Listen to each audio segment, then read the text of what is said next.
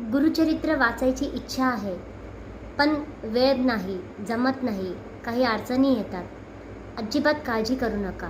गुरुचरित्राचे मेरुमणी आहेत ते वाचलं तरी गुरुचरित्र वाचन केल्या इतकेच पुण्य मिळेल. आजच्या व्हिडिओमध्ये आपला हाच विषय आहे.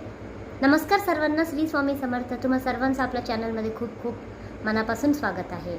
आपल्या चॅनलला पटकन लाईक आणि शेअर सबस्क्राईब करावे, जेणेकरून नवीन व्हिडिओज आले की तुमच्या मोबाईलमध्ये आधी नोटिफिकेशन येईल.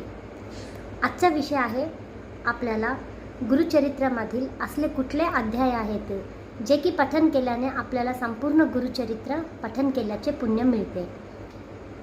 कुठल्याही प्रकारचे संकट असो, कसलीही प्रकारची अडचण असो, काहीही असो, आपल्याला रोज गुरुचरित्रामधील 14वा अध्यायाचे पठन करायचे आहे.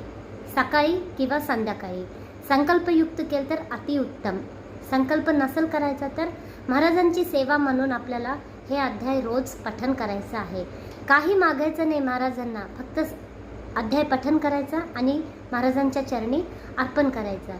बघा मग कसं आपल्याला आपले प्रत्येक अडचण असो, काहीही असो, आपल्याला त्याच्यामध्ये महाराजांच्या कृपा आशीर्वादाने मार्ग मिळते. हा एक अध्याय वाचला तर आपल्याला प्रत्येक संकटावर मात करता येते. असं म्हणता गुरुचरित्र पोथीमधले गुरुचरित्र नंबर 14 आणि 18 हे 2 अध्याय गुरुचरित्राचे मेरुमणी आहेत.